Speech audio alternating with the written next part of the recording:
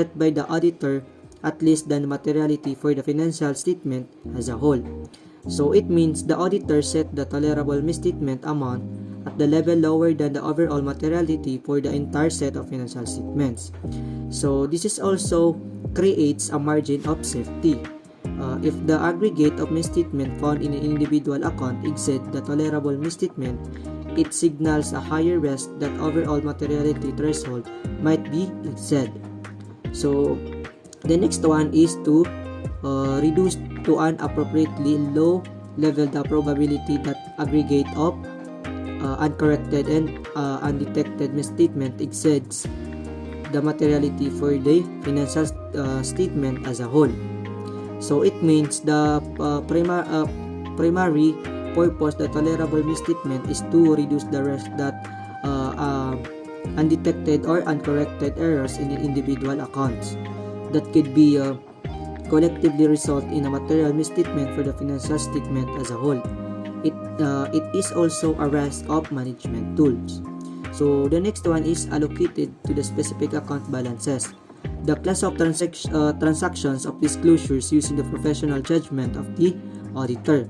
So it means the tolerable misstatement amount is not applied uniformly to all accounts.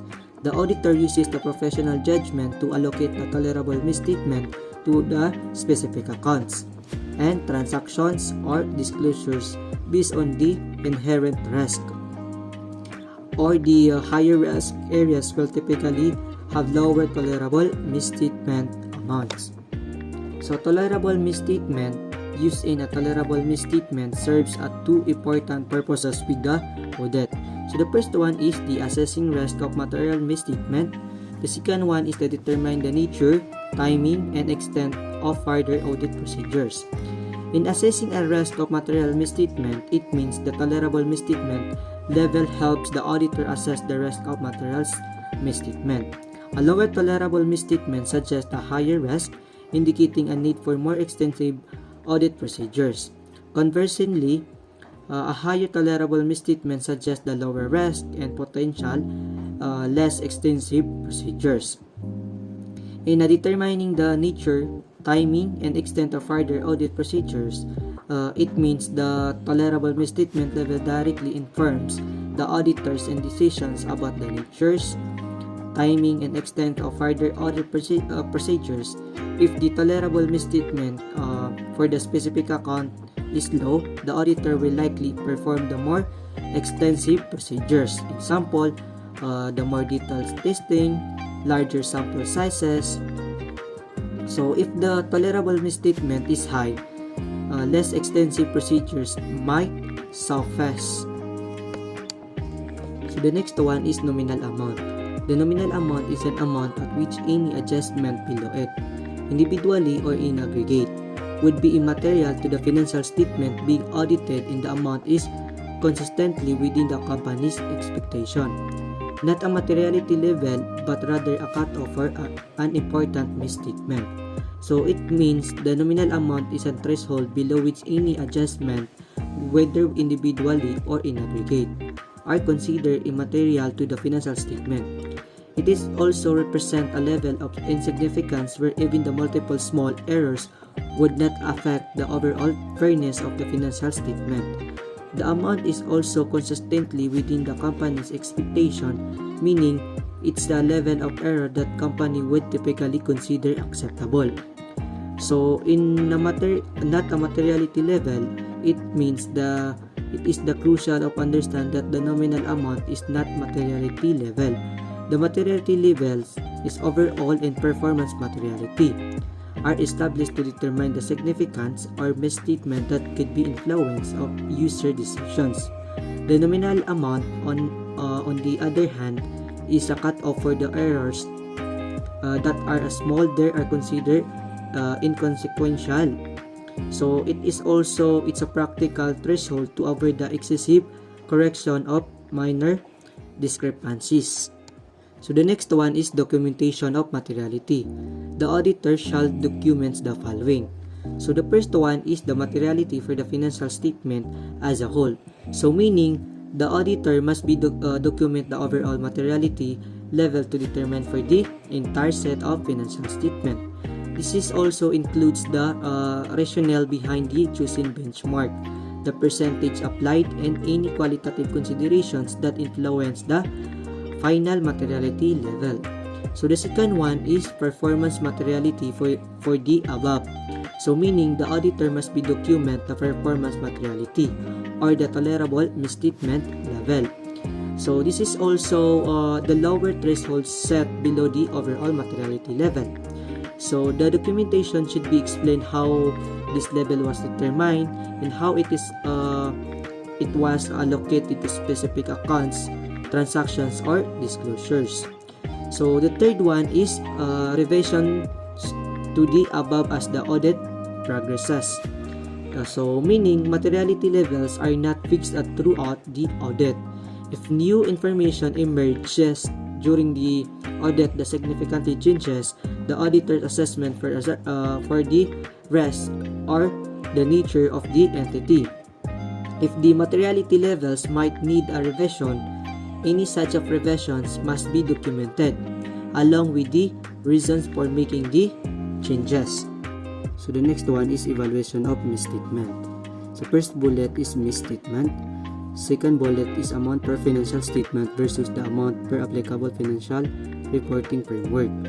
So the third bullet is due to fraud or error. Evaluation of misstatements. So the first one is to understand the nature and cause of identified misstatements. So the second one is accumulate the misstatements identified. So the third one is evaluate the overall scope of audit, perform the further audit procedures, and propose the adjustments to management. So the last one is evaluate the effect of uncorrected misstatements on the financial statements. So meaning it is a systematic process that ensures a thorough investigation, aggregation, and assessment of misstatements to determine their impact on the overall financial statement and also the auditor's opinion. So the next one is identification of material account balances, class of transactions, and disclosures. So the first bullet is focuses on the audit only on what is deemed material. So the second bullet is a professional judgment and should consider both the accounts and nature and amount. So the first bullet is focused on the material items, meaning the process focuses the audit effort on only those account balances, classes of transactions, and disclosure that are deemed materials. So this is a crucial aspect of efficient and effective auditing. It can also avoid wasting resources on immaterial items. So the second bullet is professional judgment, meaning identifying the material items requires the professional judgment. The auditor must be consider both the nature and the amount of each item. Some items might be material due to their natures. So, like for example, this is the significant legal case. Even if the monetary value is relatively small, the conversely a large monetary amount might not be material if it's part of routine and will be understood the transaction. So the last one is the audit risk and materiality and audit procedures. Summary of relationship among the audit risk who assess the ROMM, materiality, and audit procedures or evidence. So the diagram shows two scenarios. Scenario 1 or top row assess the ROMM, risk of material misstatement is high. The higher the assessed ROMM, the more extensive the audit procedures need to be. So the materiality level is low. So meaning a lower materiality level means that even the small misstatements are considered significant or requiring the more detailed audit work. So extent of audit procedures is high, meaning to address the high ROMM and low materiality, the extent of audit procedures, the amount of testing and evidence gathering must be high. For the scenario 2 or the bottom row, assess the ROMM is low. So meaning a lower assessed of ROMM indicates a lower risk of material misstatements. So materiality level is high. So meaning a higher materiality level means the larger misstatement are needed to be considered significant. So last one is extent of audit procedures is low. So because the risk is low, the materiality level is high, the extent of audit procedures can be less extensive. So this relationship between the assessed of ROMM or materiality level and their direct relationship with the extent of audit procedures. So high risk and lower materiality required more extensive audit or procedures, while the lower risk and higher materiality allow for the less extensive of procedures. So this demonstrate how auditors or tailor their audit approach based on this specific risk or materiality assessment for each engagements. So that's all. So thank you so much for your listening.